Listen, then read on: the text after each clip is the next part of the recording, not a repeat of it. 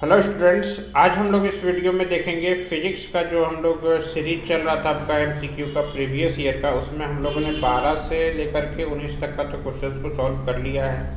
अब हम लोग आज 20 का सॉल्व करेंगे। ठीक है, 20 का सबसे पहला आपके लिए देखिए, positively charge body has excess of electron, deficit of electron, excess of proton या डेफिसिट ऑफ प्रोटॉन।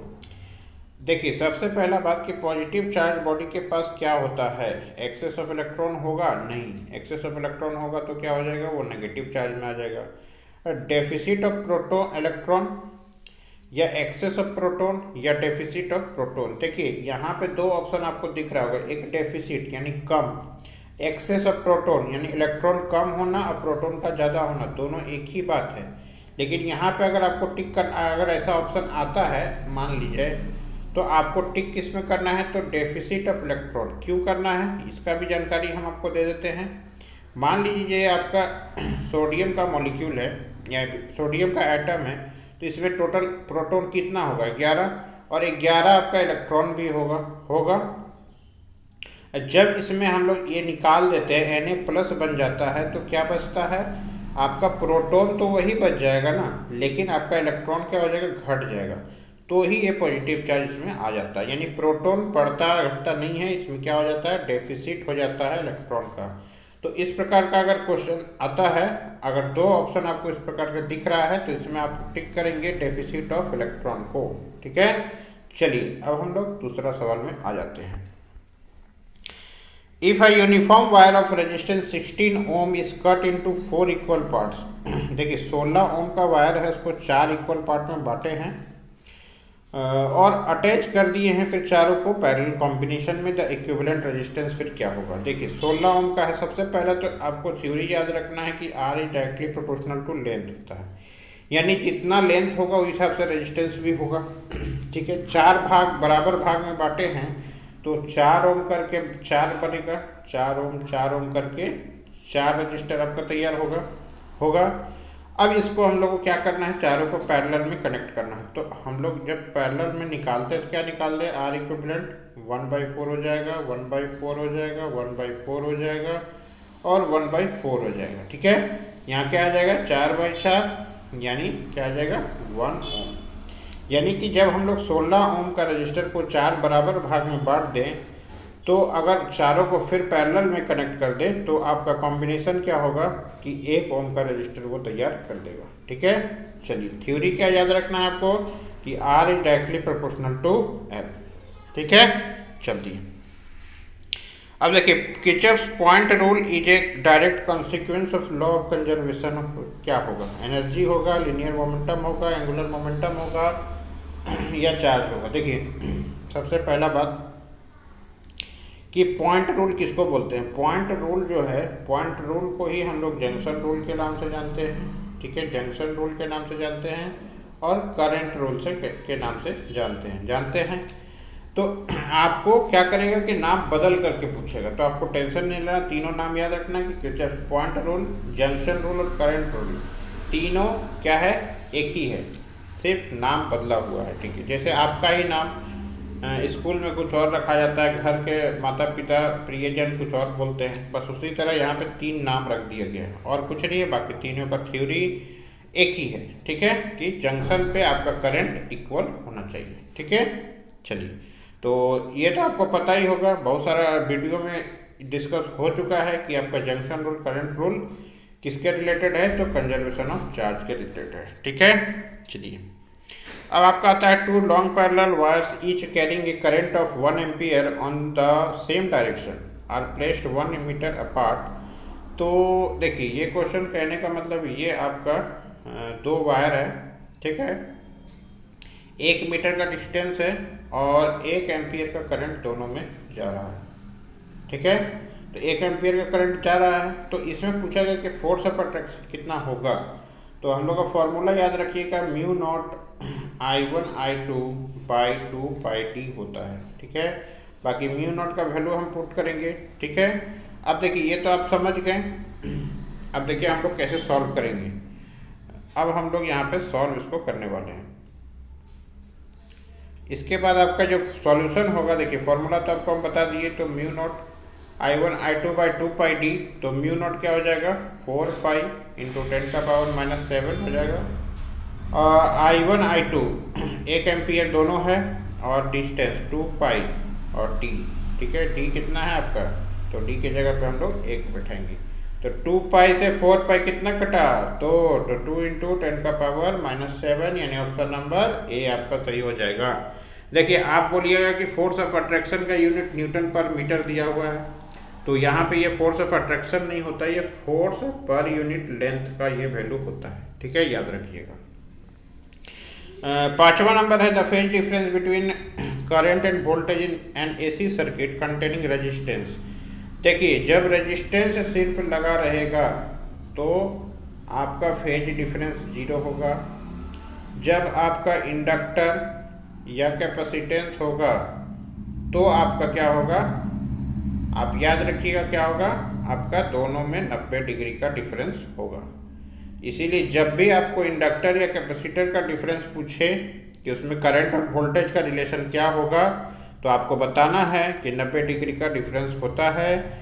इंडक्टर में आपका वोल्टेज जो है वो लैग करता है, वोल्टेज पीछे चलता है, और इसमें आपका वोल्टेज आगे चलता है, ठीक है, याद रखिएगा, समझ जाइएगा। और यहाँ पे आपका रेजिस्टेंस के बारे में पूछा है तो ऑप्शन नंबर डी आप टिक कर दीजिएगा। चलिए अब है आपका electromagnetic wave can be deflected by electric field only, magnetic field only, या both electric field and magnetic field, या नन ऑफ दीज। अब देखिए इलेक्ट्रोमैग्नेटिक वेव को कौन डिफ्लेक्ट करता है, यानी कि कौन सा ऐसा फील्ड है जो डिफ्लेक्ट करेगा। सबसे पहला बात कि इलेक्ट्रिक फील्ड में हम लोग क्या रखते हैं, चार्ज रखते हैं, तो वो डिफ्लेक्ट होता है। मैग्नेटिक फील्ड में भी चार्ज रखेंगे तो डिफ्लेक्ट होगा। लेकिन जो आपका इलेक्ट्रोमैग्नेटिक वेव है ये क्या है, आपका वेव नेचर है, यानी कि आपका इलेक्ट्रोमैग्नेटिक वेव है तो इसमें पार्टिकल तो है नहीं, तो इसमें तो आपका चार्ज बॉडी है नहीं, तो चार्ज बॉडी है नहीं तो कोई डिफ्लेक्शन होगा ही नहीं। तो ऑप्शन नंबर डी सीधा याद रखिए कि इलेक्ट्रोमैग्नेटिक वेव में कोई भी चार्ज पार्टिकल यानी चार्ज नहीं होता है, इसीलिए ये डिफ्लेक्ट नहीं होता है। ऐसा ना समझिएगा कि इलेक्ट्रोमैग्नेटिक लिखा हुआ है तो बोथ इलेक्ट्रिक फील्ड और मैग्नेटिक फील्ड पे हम लोग टिक कर देंगे, ठीक है। चलिए अगला सवाल है आपका, if the refractive index of water and glass are 4/3 and 3/2 respectively, the refractive index of glass with respect to water.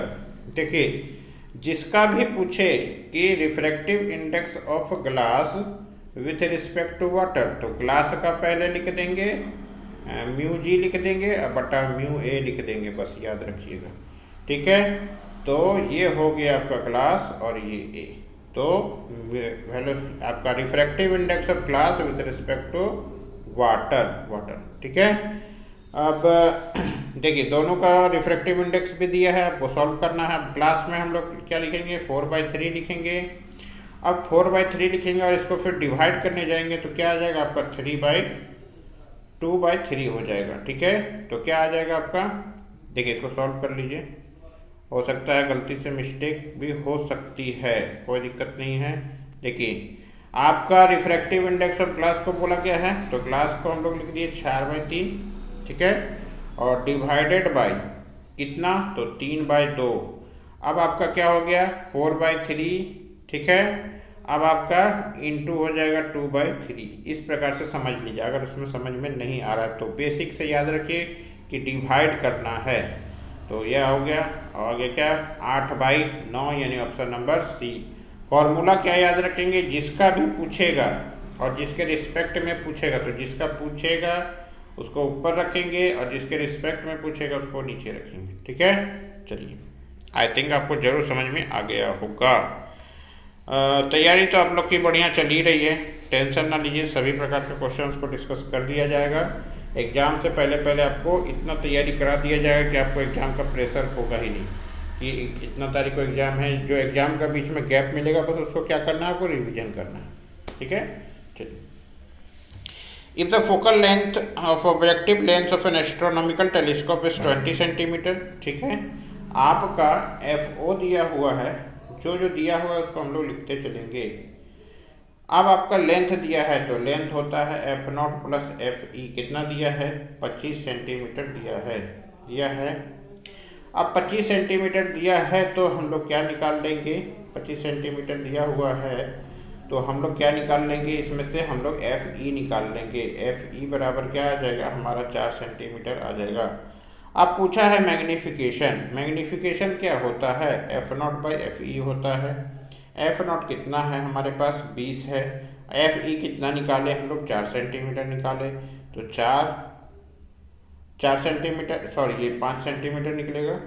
ठीक है 5 सेंटीमीटर निकलेगा तो 5 यहाँ पुट करेंगे, कट जाएगा, आपका क्या आ जाएगा 4 आपका आ जाएगा मैग्नीफिकेशन।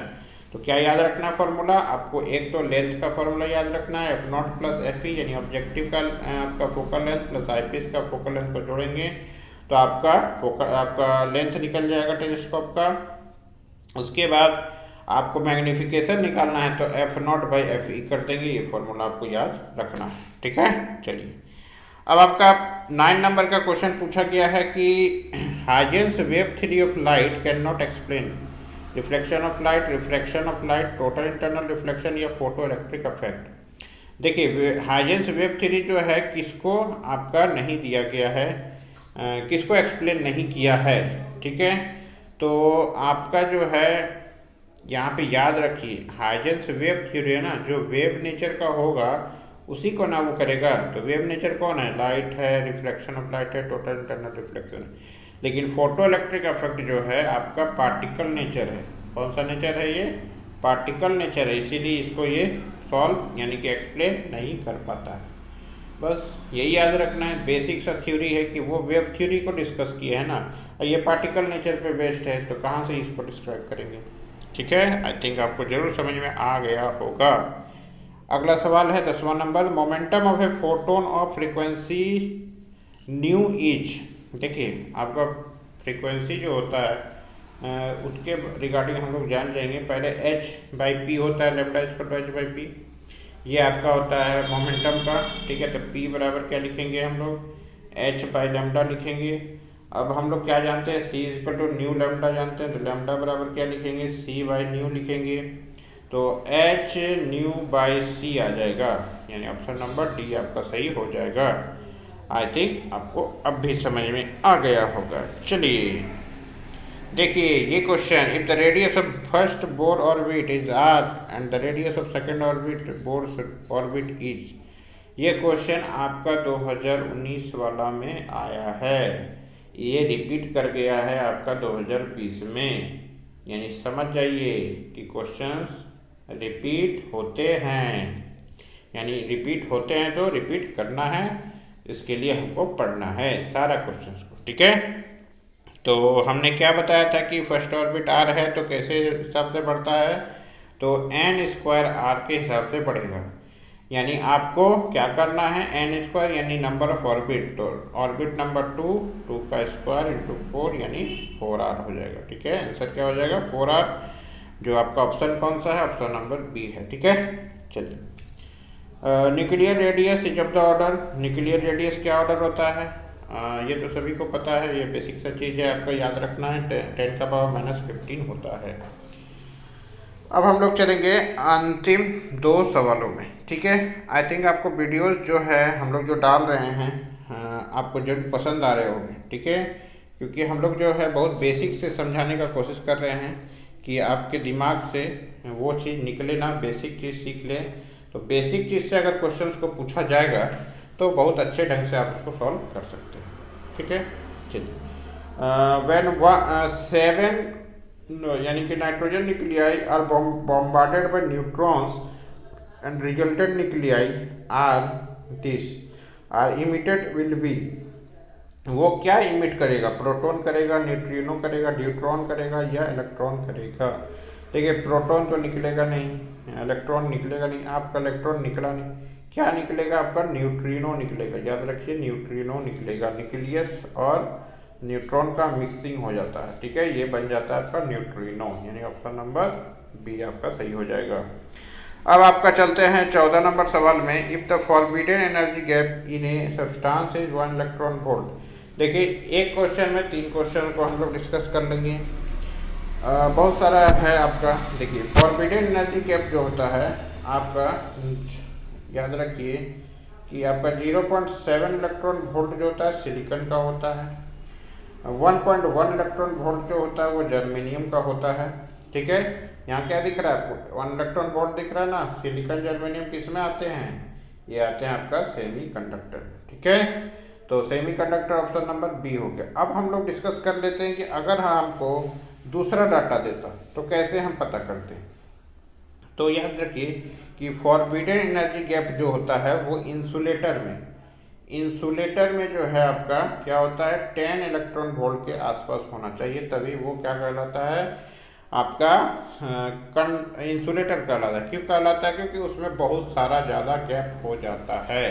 ठीक है, अब बाकी आपका कंडक्टर पूछा जाए तो कंडक्टर में आपका क्या होता है, जीरो होता है, 0 इलेक्ट्रॉन वोल्ट, यानी कि इसके आसपास हो सकता है, यानी 0.12 हो सकता है, लेकिन ऑलमोस्ट उसको हम लोग क्या लेकर चलते हैं कि 0 ही लेकर के चलते हैं। तो ये आपका 2020 का भी क्वेश्चन को हम लोग सॉल्व कर लिए।